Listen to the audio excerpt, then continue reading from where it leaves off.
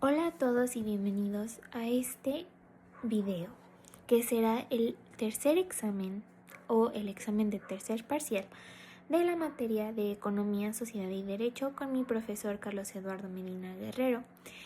Y pues vamos a estar viendo todo el contenido desde la clase número 1 hasta la última clase. Y pues todo esto para intentar tener una concepción de lo que es la economía y cómo se relaciona esta con la sociedad y con el derecho. Pues bueno, vamos a empezar primero definiendo qué es la economía con su raíz etimológica. Bueno, la economía proviene de oikos, que es casa, y nomos, que podríamos traducirlo como administración. O sea, básicamente es la administración del hogar o administración de la casa. Y bueno, pues nosotros cuando éramos personas nómadas que vivíamos en grupos, pues obviamente cazábamos y se nos terminaba el alimento o las pieles para mantenernos pues calientes. Entonces teníamos que administrar estos recursos, pero al principio era una administración del hogar. Poco a poco, esta administración del hogar fue creciendo y es así como pues llegamos a la administración, pero ya no solo del hogar, sino de empresas, de negocios y pues básicamente de la economía en la pues sociedad. Ok, segundo tema, la filosofía económica. Esta básicamente nos dice que el humano tiene que usar su inteligencia para transformar los bienes para cubrir sus necesidades. Por ejemplo, yo tengo hambre y tengo a mi disposición muchas plantas de trigo. Obviamente el trigo como tal no va a saciar mi hambre porque no lo va a hacer, eso es solo una planta, pero no me va a saciar mi hambre.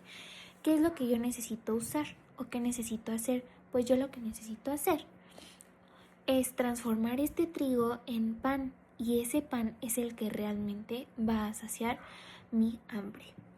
Básicamente es que el humano utiliza la inteligencia para transformar los recursos que son escasos para satisfacer sus propias necesidades. Pues bueno, ahora pasemos con el tercer tema, que es la definición de economía según Mankiw.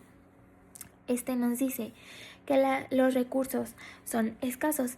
Entonces, bueno, no solo los recursos. Esto significa que, por ejemplo, si tú tienes, no sé, 500 pesos en tu cartera, pero tienes también, no sé, 24 horas en el día y en cambio tienes muchas cosas que hacer. Pues obviamente que esta escasez, o sea, tu tiempo no alcanza para cubrir todas tus necesidades. Todo es limitado ya que tienes cierta energía, ya que tienes cierto dinero, ya que tienes ciertas horas en el día que no te van a alcanzar a cubrir todas las necesidades que tú tienes. Entonces, pues, tienes que escoger. Y esto nos lleva a los principios de Mankiw. Que bueno, vamos a empezar por el primero. El primero, pues básicamente es que todas las personas se enfrentan a disyuntivas. ¿A qué me refiero con esto? Pues si tú tienes mucha hambre, pero tienes solo, no sé, 20 pesos, si tienes mucha hambre y hace mucho calor, entonces tienes mucha sed, pues obviamente necesitas emplear esos 20 pesos inteligentemente, porque no te vas a poder comprar un sándwich que te cueste los 20 pesos, pero te estás muriendo de sed y te va a dar un golpe de calor por el sol que está haciendo. Entonces tienes que renunciar a una cosa para comprar o para obtener otra. Y esto no solo se traduce como en todo es comida o todo está en la misma categoría, sino que, por ejemplo, si yo quiero traer dinero, pues obviamente voy a sacrificar tiempo, salidas con amigos, o pasar tiempo con mi familia por ir a trabajar, pero estoy consiguiendo dinero, estoy renunciando a actividades de entretenimiento, pero estoy ganando pues actividades, bueno, un salario a cambio. Y pues esto significó haber renunciado a algo. El principio número 2 es pues obviamente el costo de aquello a lo que se renuncia para obtenerlo. Por ejemplo, pues ya les di este ejemplo anteriormente. Bueno, aquí entra lo que viene siendo el costo de oportunidad. Costo de oportunidad. Si tú decides trabajar, no sé, el sábado, que es el fin de semana, pero necesitas el dinero, necesitas 800 pesos o lo que te quieran pagar tus jefes. Pero bueno, tú vas a sacrificar, vas a renunciar, tal vez a, como lo mencioné anteriormente, a salir con amigos, a salir al antro el sábado, pero pues estás ganando dinero. Y pues sí, o sea, renuncias a tu tiempo, pero estás ganando algo. Y bueno, esto nos lleva al principio número 3, que es que las personas piensan en términos marginales. Las personas racionales piensan en términos marginales. Básicamente es que, por ejemplo, si yo llevo todo el día estudiando para mi examen de economía, pues las personas racionales pensarían, ¿vale la pena estudiar 1 hora más? Aquí la pregunta no va a ser si estudiar vale la pena, porque pues la vale, sino que la pregunta es, ¿valdrá la pena estudiar 1 hora más? Esta es la verdadera pregunta. Porque pues te estás beneficiando, te estás beneficiando de pues tus decisiones, te estás beneficiando del decir, ok, voy a estudiar 1 hora más, pero te estás preparando más. Y pues digamos que todos estos principios al último se relacionan y pues se dividen en 3 categorías: de cómo las personas toman decisiones, cómo actúan las personas en sociedad y cómo estas personas de cómo los individuos, de cómo los individuos se toman decisiones, cómo los individuos interactúan y cómo los individuos actúan en sociedad. Entonces, bueno, aquí viene el principio 4. Las personas responden a incentivos. Las personas responden a incentivos. Esto es muy sencillo de entender. Básicamente es, si te están ofreciendo una beca para irte, no sé, a Inglaterra a estudiar derecho o una maestría ya cuando te gradúes, pues obviamente vas a decir, ok, le voy a echar ganas a mis estudios porque quiero ir a mi beca, pero te están incentivando con esta propia beca para que tú te vayas a estudiar.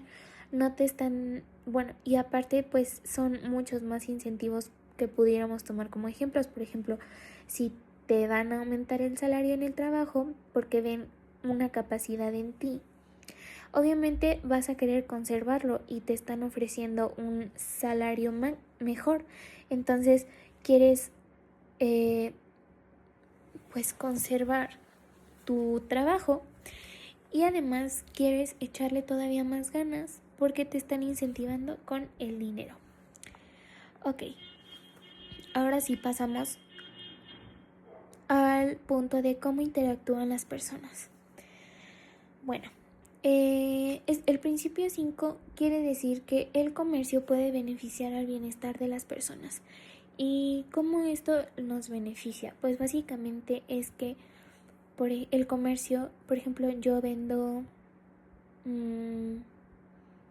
galletas y Jocelyn vende leche. Pues bueno, el comercio nos beneficia a ambas porque yo voy a querer vender galletas y ella tiene la leche que yo quiero. Ella tiene la leche que también yo necesito para producir mis galletas.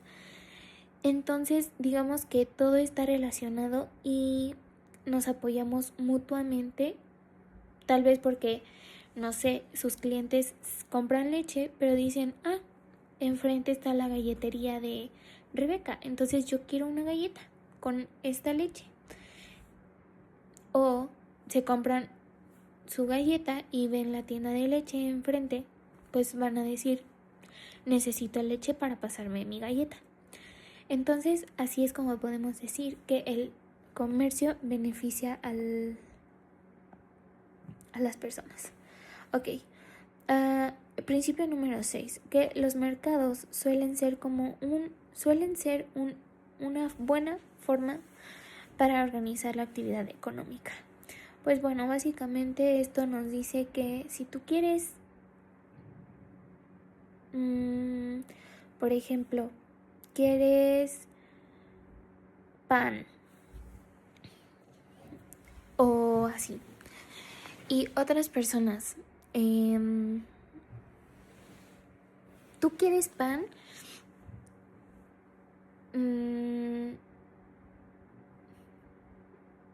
no, olvídelo. Si tú quieres ganar dinero y otra persona quiere comprar pan, pues obviamente va a haber un intercambio, bueno, pero obviamente traducido en dinero, claro. Pero bueno, los mercados suelen acomodar la actividad económica porque pues aquí hay una compra-venta.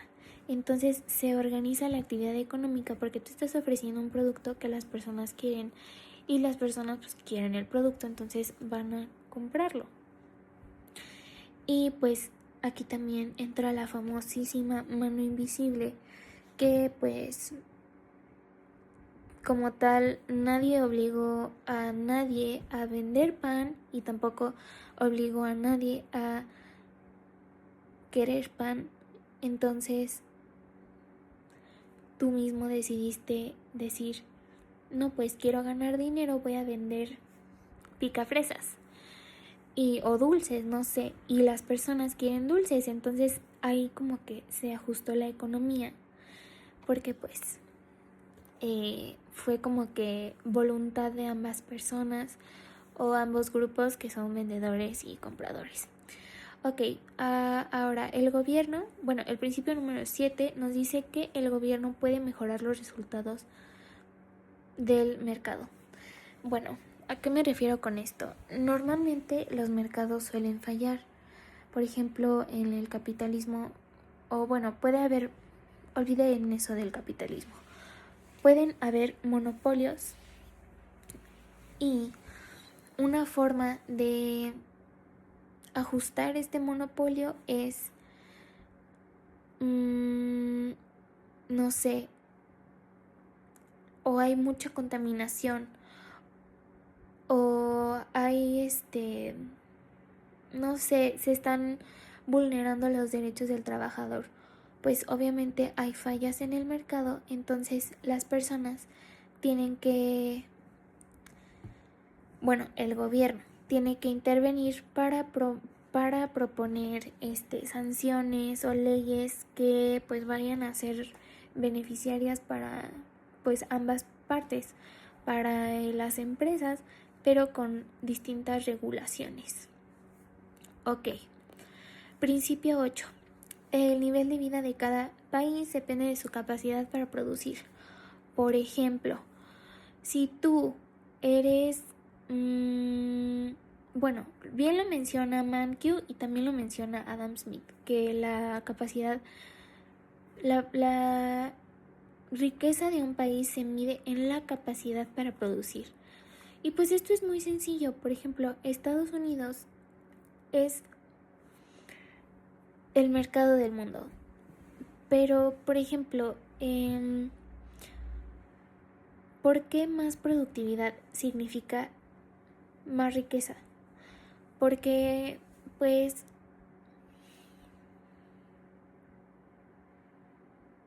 hay mayor movimiento de dinero. Hay a ver, se está moviendo el dinero, hay ganancias en las importaciones y exportaciones, bueno, en las sí, en los movimientos económicos del país, al ser más productivo, pues tienes más acceso a dinero. Entonces, ahí es cuando entra el ser, bueno, el que los países mediante, bueno, pudiéramos decir que pueden medir su riqueza en su capacidad de producción. Ahora, principio número 9, que el gobierno, si imprime mucho dinero, la inflación aumenta y, bueno, los precios. ¿Por qué pasa esto? Bueno, pongamos por ejemplo que tienes, no sé, hay 10 pizzas o 10 pizzas. Si tú tienes 100 pesos, pues bueno, la mayoría de gente tiene 100 pesos, pues obviamente solo van a querer gastar pues o los 100 pesos o menos, porque no tienes más. Si el gobierno imprime más dinero y ahora tienes a tu disposición 1000 pesos, pues obviamente los precios van a aumentar porque se ve que estás teniendo mayor dinero, entonces necesitas gastarlo, tienes más capacidad para gastar que antes, por eso los precios aumentan, por eso al imprimir más dinero la inflación es que aumenta. Ahora, súper relacionado con la curva de Phillips, que es el siguiente tema. Bueno, la curva de Phillips básicamente nos dice que las sociedades tienen que escoger o desempleo o inflación. ¿Por qué? Porque si hay inflación, hay muchas personas, hay dinero en movimiento, hay mucho dinero en movimiento, las empresas necesitan trabajo, necesitan, personal para que les ayuden a producir, porque hay mucho movimiento de dinero. Entonces,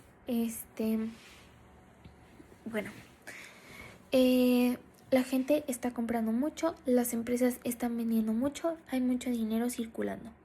Ahora, ¿qué pasa? Que cuando hay mucha inflación, hay muchos empleos porque se necesitan los trabajos para producir. Y al producir vendes más y al haber más compras más. Entonces suben los precios y es por esto que hay inflación, porque hay mucho movimiento de dinero. Cuando el movimiento del dinero disminuye, es cuando las empresas, por ejemplo, ya no tienen la misma capacidad productiva que antes, hacen recortes de personal y pues se hace como pues una curva literalmente. Entonces se enfrentan a el desempleo y pues es como tal, como yo pudiera explicar que si hay menos desempleo, si hay más desempleo, pues sí baja la inflación porque no hay tanto movimiento de dinero. Pero el tema es que también pues hay desempleo. Entonces, mientras mayor empleo haya, normalmente mayores precios verás en el mercado. O mayor inflación verás en el mercado. Ahora hablemos de la política.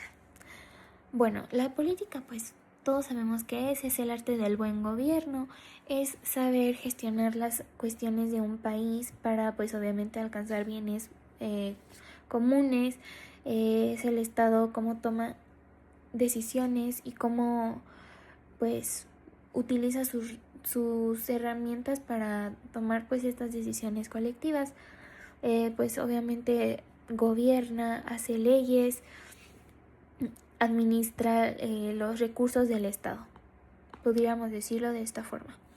Ahora, la política económica pues justamente son todas estas cosas que les mencioné, como por ejemplo medidas que se toman para llevar a una economía al máximo, porque pues son estas medidas que se van a aplicar para que puedan, que la economía se pueda ver mejor reflejada en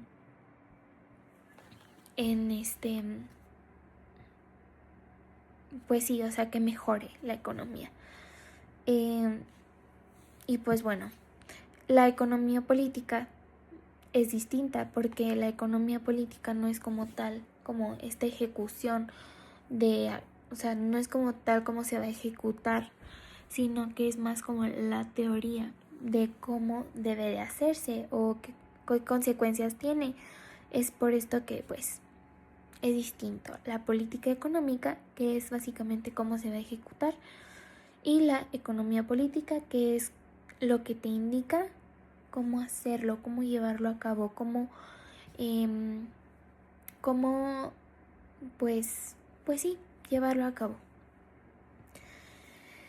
Ok, pasemos al siguiente tema, que vendría siendo las necesidades y los deseos. Las necesidades y los deseos están sumamente relacionados. ¿Por qué? Bueno, para empezar, las necesidades y los deseos son ilimitados a la cantidad de recursos que tenemos. ¿Por qué? Porque los recursos son escasos.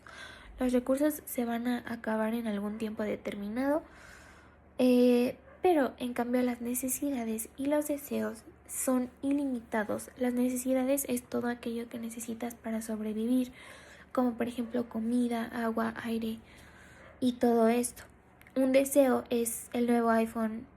Un deseo es un ventilador cuando hace mucho calor, que obviamente ayuda, pero puedes vivir sin él. Entonces son deseos porque puedes vivir sin ellos. Y las necesidades no. Las necesidades sí es lo que necesitas pues obligatoriamente para subsistir. Y bueno, aquí entra la escasez, que como les mencionaba pues es muy importante en toda la economía, porque como nos menciona Gregory Mankiw en su definición de economía, pues los recursos son escasos. Y la escasez pues va a ser lo que frene estos deseos, estas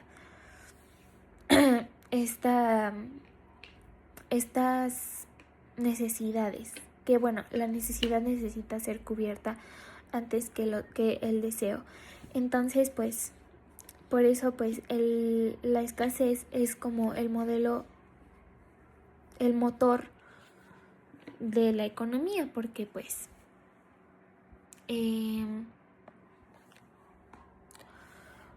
pues no puedes tener siempre lo que quieres, o sea, es limitado. Ok, siguiente tema. Ok, bueno, ¿qué significa la dualidad de los bienes y el origen del valor? La dualidad de los bienes y el origen del valor básicamente nos dice que si tú tienes, no sé, un paraguas, ¿qué objetivo tiene? Pues cubrirte de la lluvia cuando llueva, obviamente. Si este paraguas no sirviera para nada, pues obviamente no tiene un valor. Si tú, por ejemplo, no sé, este termo, ¿para qué me sirve? Pues para cargar agua o cargar un licuado para cuando me sienta mal, que no sé, que necesito desayunar. Ok, tomo mi termo y ya. Bueno, esto tiene un valor porque me está ayudando para algo. Tiene un valor porque me está dando agua, me está hidratando, me está dando licuado, lo que sea. Si esto no sirviera para nada, o no sé, se rompe de aquí abajito y ya no me sirve para echarle agua, pues obviamente su valor ya no va a existir. Entonces, esto tiene características físicas que satisfacen mis necesidades humanas. Siguiente tema, el trabajo. El trabajo como tal significa pues aquel esfuerzo físico o intelectual que nosotros le ponemos a algo para producir algo útil. Por ejemplo, puede ser una enfermera que está poniendo su trabajo para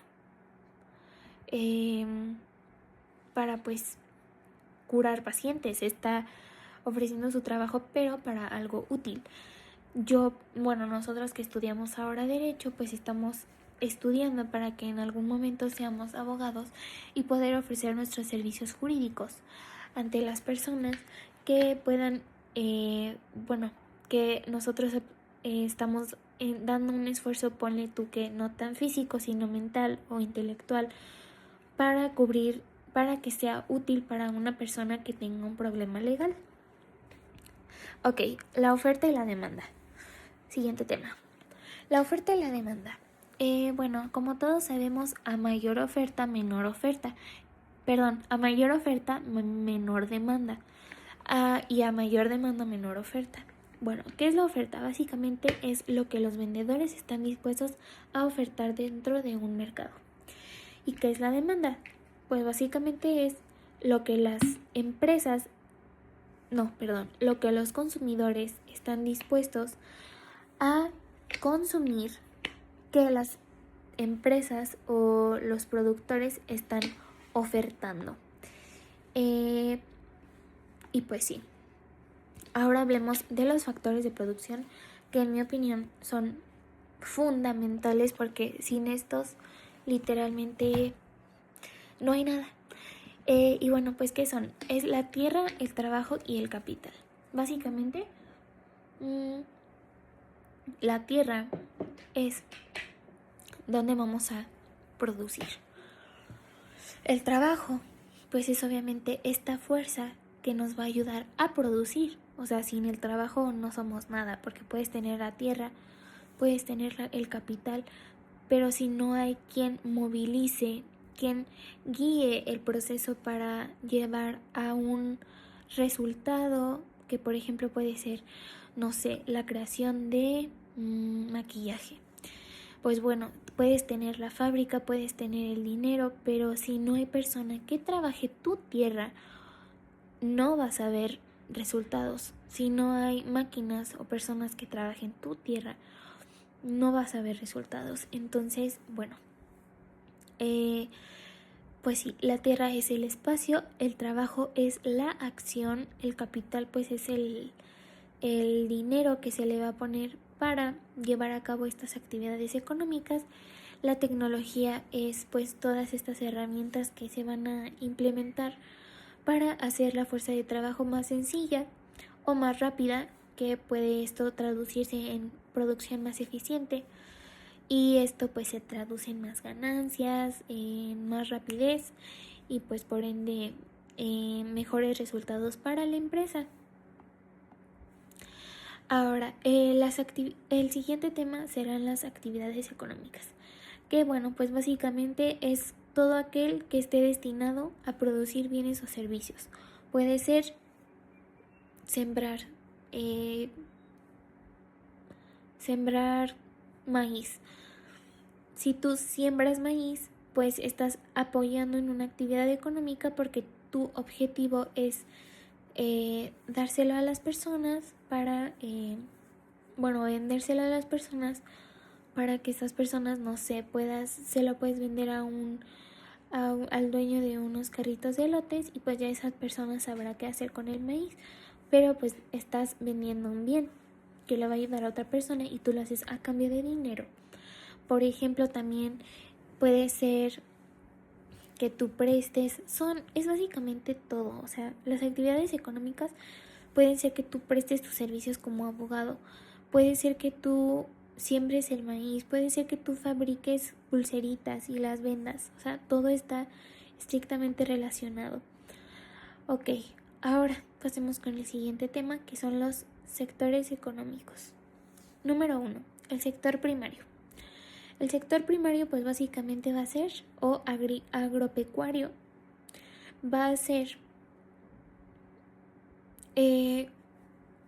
aquel que obtenga recursos desde la naturaleza. Por ejemplo, puede ser la ganadería, la minería, la pesca, la agricultura, Y pues sí, básicamente todo esto que tenga que ver con el sector primario o agropecuario. Ahora pasamos con el siguiente sector, que viene siendo el sector secundario.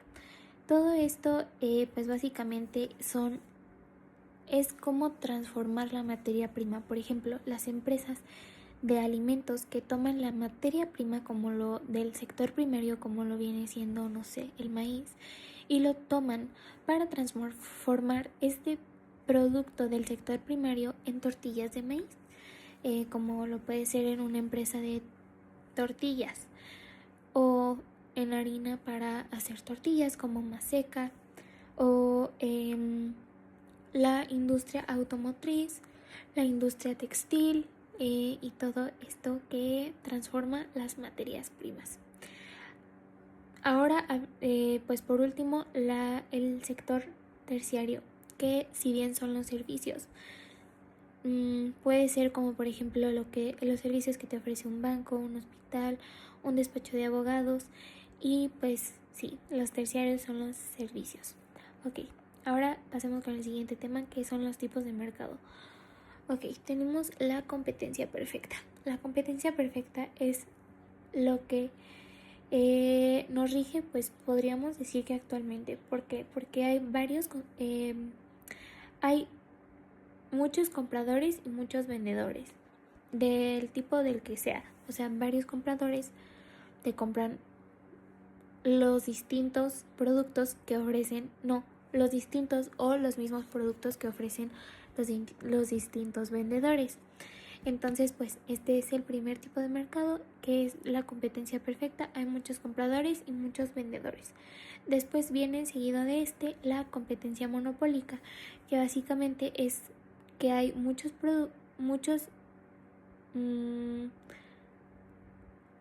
son varios vendedores, pero venden un producto similar. Por esto es que es monopólica, porque siento que el nombre confunde un poco, pero no. Es varios vendedores, pero ofrecen un mismo producto en común, como puede ser un café, pues te lo ofrecen. Hay una competencia monopólica porque hay una competencia de cafeterías, es monopólica porque solo te están ofreciendo un producto, pero son varios vendedores. Ok, después de esto tenemos el oligopolio, que es que son pocos vendedores, porque pues sí, no es una diversidad de vendedores, no, son solo pocos vendedores. Y el monopolio, que es el más sencillo porque solo es un vendedor. Y pues bueno, finalmente necesitaremos hablar de la moneda y la inflación para seguir con el siguiente parcial, que es el CEU parcial 2. Y pues bueno, ¿qué son las monedas? La moneda es básicamente lo que utilizamos como medio de cambio para comprar bienes o servicios. Por ejemplo, pues sí, el peso mexicano que utilizamos para comprar nuestros bienes o servicios. Y bueno, ahora, ¿qué es la inflación? Pues básicamente es el aumento a los precios que hace que tu moneda pierda valor. Por ejemplo, si antes tú con 10 pesos comprabas un pan, un litro de leche, un kilo de arroz y un kilo de frijol, pues ahora 10 pesos solo puedes comprar el kilo de arroz. Los 10 pesos pues ya no son lo mismo, porque ahora valen menos que antes. Y pues esto es la inflación. Bueno, ahora sigue el segundo parcial. Pasaremos con el primer tema, que vendría siendo la política monetaria. Esta es el conjunto de acciones que realiza el Banco Central para controlar la cantidad de dinero que está circulando en la economía y las tasas de interés. El objetivo de esta política monetaria es mantener la estabilidad económica y evitar que los problemas como la inflación. Por ejemplo, si los precios comienzan a subir demasiado, el Banco Central puede aumentar las tasas de interés. Después, los préstamos se vuelven más caros y las personas y las empresas gastan menos dinero, haciendo que la demanda disminuya y como consecuencia los precios dejan de aumentar tan rápido. Pero después, por el contrario, cuando la economía está débil y hay poco consumo, el Banco Central puede bajar las tasas de interés para estimular el crédito o la inversión. Después tenemos a la inflación. Esta se puede definir como el aumento generalizado, sostenido de los precios en una economía.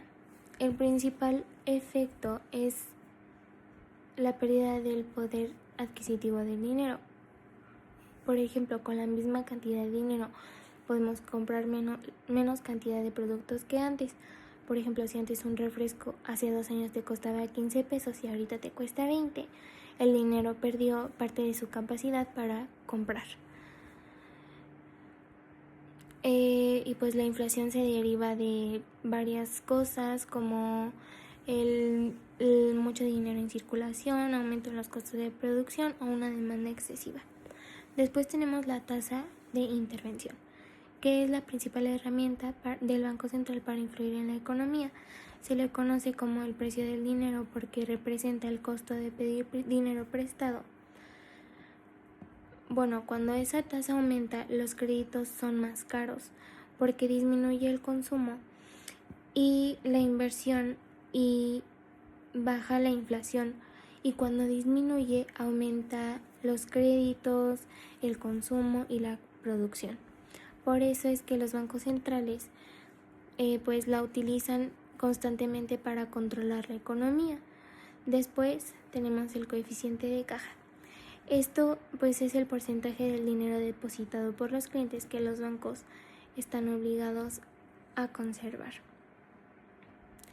El objetivo es garantizar que los bancos tengan el suficiente dinero para responder a los retiros de los clientes. Por ejemplo, si depositas 10,000 pesos y el coeficiente es del 10%, el banco debe de guardar 1,000 pesos y solamente te puede prestar 9,000.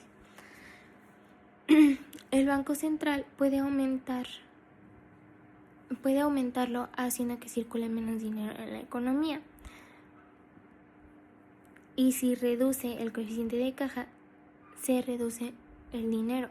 Ahora veremos los aranceles, que son los impuestos que el gobierno aplica a los productos cuando ingresan al país, a productos extranjeros, básicamente.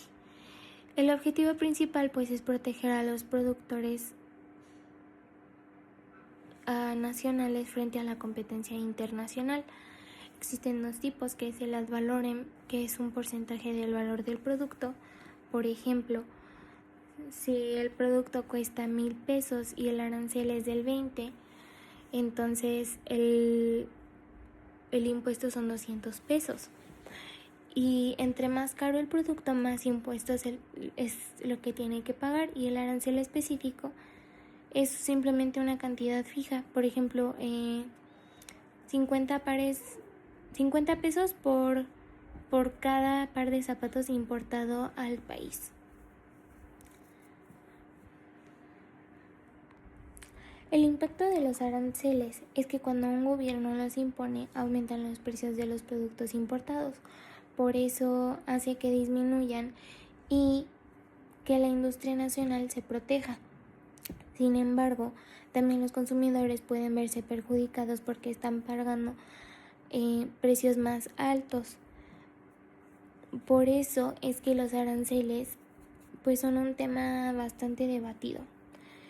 Y pues bueno, después tenemos la cuenta corriente. Esta forma parte de la balanza de pagos y registra los pagos y transacciones relacionadas con bienes y servicios.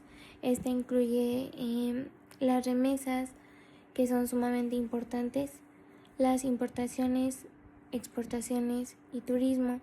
Por ejemplo, si México exporta automóviles a Estados Unidos, esa operación se registra en la cuenta corriente.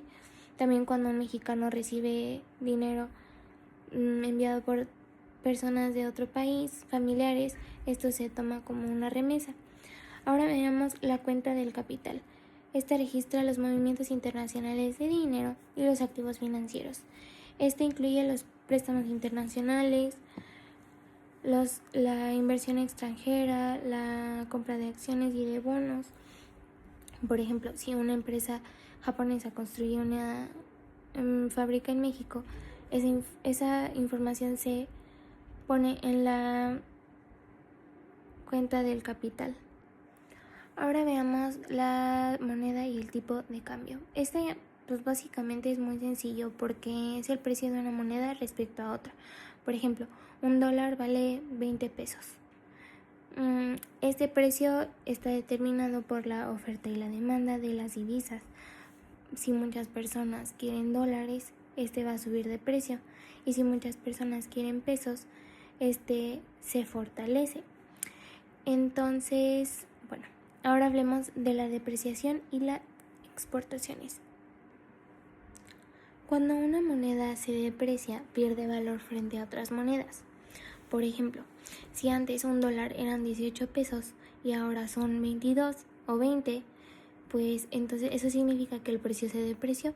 Esto puede provocar que los productos mexicanos sean muy baratos para los extranjeros y las exportaciones aumenten. Justamente pues por esto, porque es más barato para los extranjeros.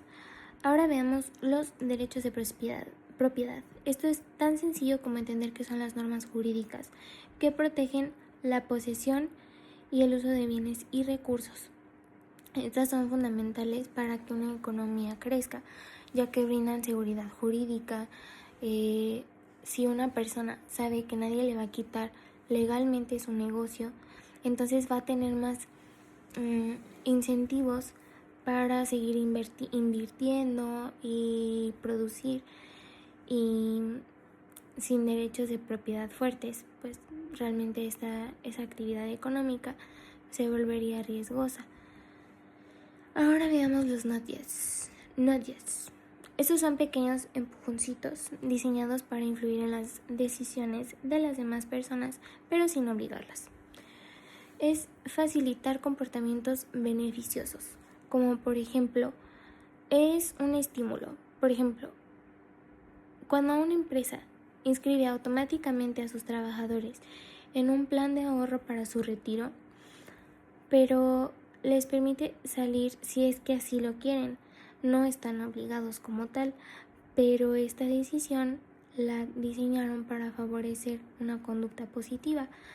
Después tenemos la curva de la sonrisa.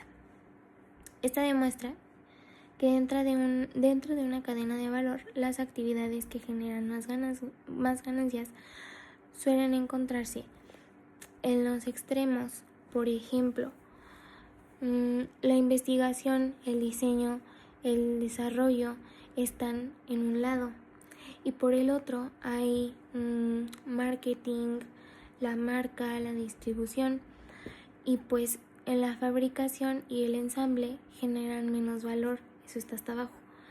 Por eso las empresas normalmente buscan especializarse en innovación, en diseño, más que únicamente en manufactura. Y bueno, ahora veamos el PIB, el Producto Interno Bruto. Este es todo el valor monetario total de todos los servicios finales producidos dentro de un país dentro de un periodo determinado, que normalmente es un año. Es uno de los indicadores más utilizados para medir el tamaño de una economía. Un aumento en el PIB normalmente indica más crecimiento económico, pero pues también esto implica, es importante ver cómo se distribuye esta riqueza entre la población, que es el PIB per cápita, porque al haber más población pues hay obviamente menos per cápita. También depende mucho de cuánto haya sido el PIB y todo esto. Después tenemos la política de rentas, que esta básicamente nos dice que el Estado interviene sobre los salarios y los precios para evitar las espirales inflacionarias, que estas ocurren cuando hay un aumento en los precios y los trabajadores exigen salarios más altos para compensar la pérdida del poder adquisitivo y pues posteriormente las empresas aumentar precios para cubrir estos costos. Las principales herramientas de esta política son el salario mínimo, los pactos de rentas, después la canasta básica, que es el conjunto de bienes y servicios que son esenciales para que una persona o una familia puedan cubrir sus necesidades fundamentales. Por ejemplo, la alimentación, la vivienda, la salud, el transporte, la educación. Y pues sirve para medir el costo de vida y bienestar económico de una población.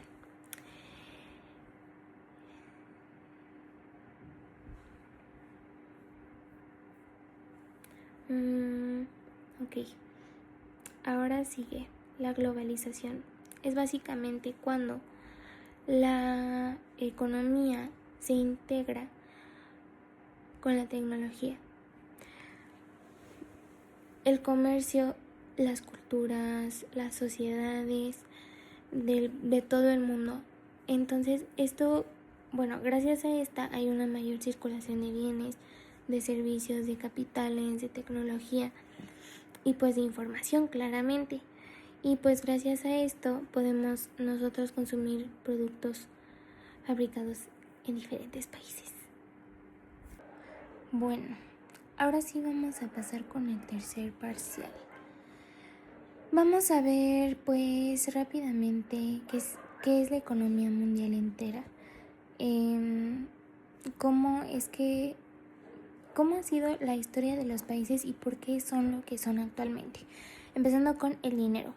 Vamos a decir que el dinero no vale porque sí, vale porque todos acordamos que vale, porque es un contrato social, porque pasamos del trueque donde cambiabas una vaca por trigo y rezabas que te convenciera el trato, al dinero mercancía, que vendría siendo la sal, que de ahí sale la palabra salario, luego al papel respaldado por oro, donde actualmente tenemos el dinero fiduciario, vale porque el gobierno nos dice que valen, y porque los bancos centrales gestionan la política monetaria, y actualmente tenemos el dinero digital o criptoactivos, que realmente el dinero digital pues está en las tarjetas. Bueno, ¿cómo se mide el valor en la moneda? Pues con lo que puedes comprar con ella. Por ejemplo, cómo se comporta frente a otras divisas. Hay un indicador muy interesante que es el índice Big Mac, que es una hamburguesa o cualquier producto estandarizado mundialmente, que por ejemplo, si en tu país la Big Mac sale más cara convertida en dólares que en Estados Unidos, tu moneda está sobrevalorada, y si te sale más barata, está infravalorada. El peso mexicano. El peso mexicano vivió el denominado superpeso, que pasó de estar históricamente infravalorado a apreciarse brutalmente. Esto fue impulsado por la debilidad del dólar actual y pues por las expectativas sobre las tasas de la Fed. Después pues vamos a ver los tratados comerciales, que pasa del Telecan al Temec. Y cuando entra el Telecan en vigor, el comercio pues fue libre, o sea, totalmente libre de aranceles. México se convirtió como en una maquiladora barata para Estados Unidos y Canadá, y funcionó para crecer, pero no sirvió tanto para desarrollarse. En 2020 llega el Temec, y aquí ya no es tanto como un libre comercio salvaje, sino que es un libre comercio administrado, porque ahora los autos necesitan 75% del contenido regional, y parte de esa manufactura tiene que hacerse por obreros que ganan el mínimo de $16 a la hora. Y pues tiene fecha de caducidad, el Temec, de 16 años, y la primera revisión obligatoria cada 6 años, es decir, este año. Y en el resto del mundo, el Mercosur, la Alianza del Pacífico, buscando la movilidad migratoria con la Comunidad de África y 54 países intentando crear un mercado único africano para romper con esta fragmentación colonial que tienen. Bueno, ahora pasemos con el nearshoring, offshoring, onshoring y todo esto del shoring. El offshoring clásico es mandar todo a China o a Bangladesh, lejos, porque la mano de obra es muy barata, porque está lejos, porque, pues sí, es la mano de obra barata. Y la pandemia demostró que tener toda tu cadena de suministro a, no sé, 15,000 kilómetros es literalmente una ruleta rusa. Por ejemplo, la guerra de Rusia y Ucrania, la rivalidad de Estados Unidos a China y las cuestiones ambientales, todo esto empujó a relocalizar. Después tenemos el nearshoring, que es la producción cerca de casa. Y México aquí gana, porque tiene la frontera con Estados Unidos. Y con el TEMEC vigente, pues atrae la inversión de, millones de dólares en inversión extranjera. Pero aquí no es solo pues quedarse como una ensambladora, sino absorber tecnología, resolver el estrés hídrico que hay, y pues se tiene que mejorar pues obviamente la seguridad de las instituciones. Y bueno, veamos a los cárteles de materia prima. Está la OPEP, que controla 3/4 partes de las reservas mundiales del petróleo. Este opera como un cártel puro, porque fija cuotas de coproducción para mantener el precio alto. El Foro de Países Exportadores de Gas es más suave porque no tiene cuotas tan rígidas y solo de coordinación y de...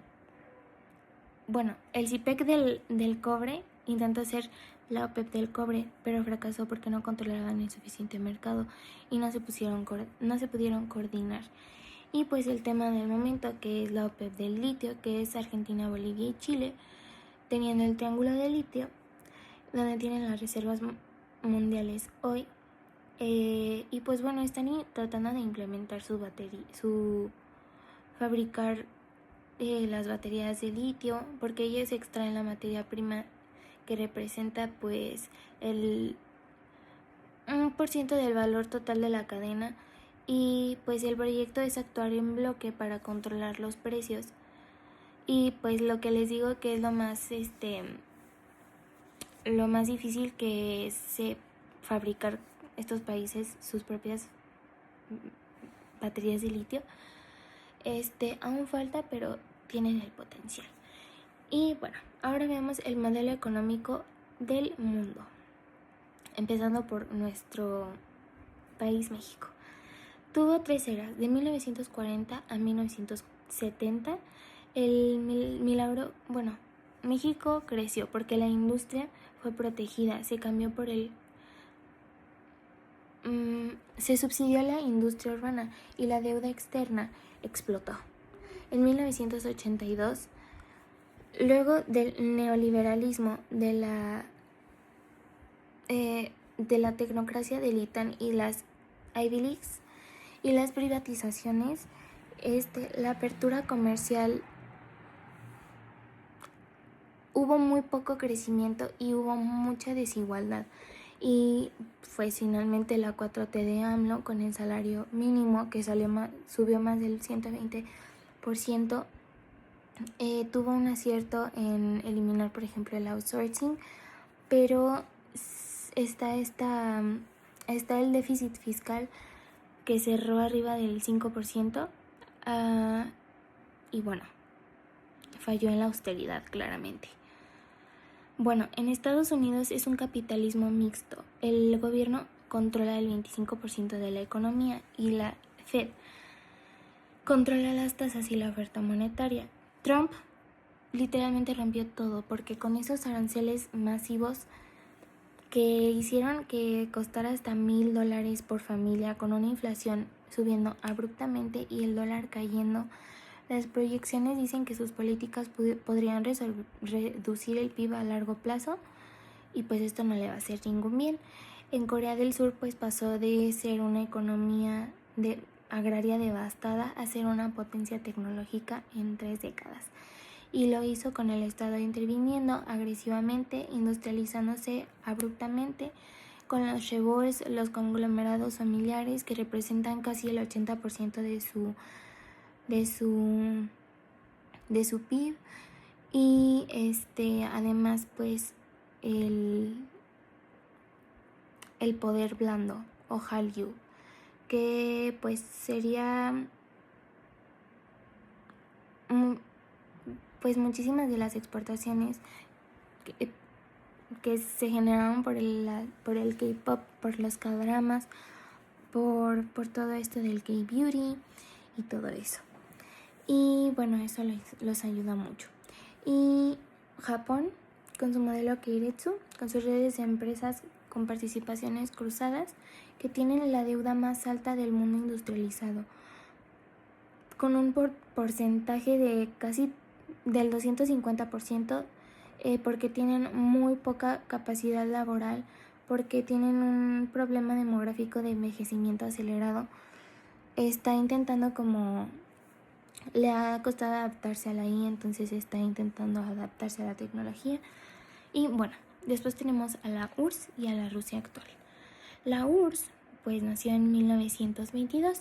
El Gosplan fijaba cuotas y precios con el incentivo de corrupción de la nomenclatura y toda la Guerra Fría y la pelea armamentística con Estados Unidos. Y actualmente pues la Rusia, Putin le entregó el poder económico real a los exmilitares. Después tenemos a China, que intentó industrializar a la fuerza con el gran salto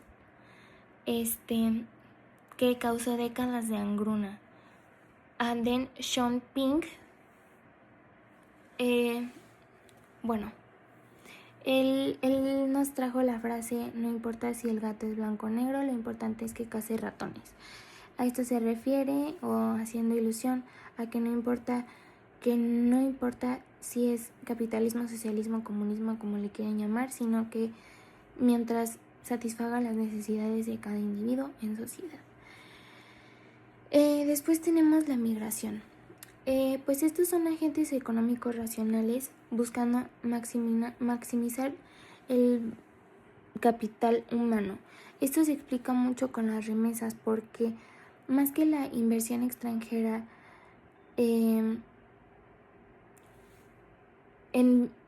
países en vías de desarrollo, estas remesas pues es el dinero que no se produjo o no se creó en el país, sin embargo entró. Y bueno, después tenemos el brain drain, que es una transferencia de riqueza donde países pobres pagan la educación de profesionales que se van. Pero también hay ganar de cerebros, que es con la promesa de invertir en que transfieren la tecnología de regresos, es mandar afuera a estudiar y que los regresen, como en Cuba. Ok, después tenemos la gentrificación, que no es un fenómeno cultural espontáneo, sino que es un movimiento estratégico de capital, porque hay una brecha en lo que vale una zona hoy y lo que pudiera valer remodelada, como fondos de inversión, que aumenta la plusvalía. Y pues esto lo que hace es que distorsiona los mercados locales, porque puede llegar a dolarizar las rentas y hacen que los mercados locales de vivienda aumentan muchísimo de precio. Bueno, pasemos ahora con las calificadoras e ideologías económicas. Las calificadoras como Moody's, Fitch controlan el 95% del mercado. No solo son opiniones, sino que determinan el costo a un país, que si te bajan a bono basura, los fondos de inversión están obligados a vender tus bonos, tu moneda se deprecia, sube la inflación y el Banco Mundial tiene que subir las tasas. Todo se encarece para las familias, y México, y en mayo del 2026 fue reportado por Moody's como casi que ya no valía para fondo de inversión, porque te califican con AAA, BBB y tuvo B y doble A, me parece. Entonces, bueno, vamos a pasar con el mercado electrónico. El cloud computing y todo esto comprenden una inversión fija, porque pues es básicamente el almacenamiento de información en la nube que nos permite que sea mucho más sencillo el Big Data, por ejemplo, que pues por ejemplo si vas entrando a la autónoma, desde el primer momento ya están teniendo información de ti, que se obtienen datos de, por ejemplo, de tu teléfono en la facultad cada que entras, y está almacenando tus datos. Después la IA, que pues puede sustituir el capital cognitivo, pero la ventaja es que solo el 0.5% de las empresas en México lo usan. El Internet de las cosas es el esqueleto del nearshoring, porque pues es básicamente que tú puedas estar aquí, pero en Alemania puedan estar viendo lo que estás haciendo, porque hay una conectividad industrial súper inteligente. La economía del comportamiento, que nos demuestra que no somos el homos economicus racional de los libros, sino que tenemos racionalidad limitada, tenemos fuerza de voluntad limitado, el interés propio limitado. La aversión a la pérdida es mayor al placer de ganar en la misma cantidad. Los pequeños empujoncitos, que son la arquitectura de las decisiones que configuran estas conductas sin necesidad de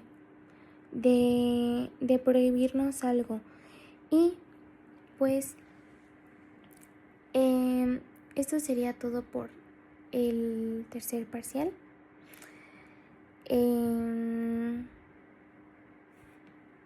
Y bueno, con esto finalizaría mi examen de tercer parcial también, pero que pues comprendió el parcial 1, parcial 2 y parcial número 3.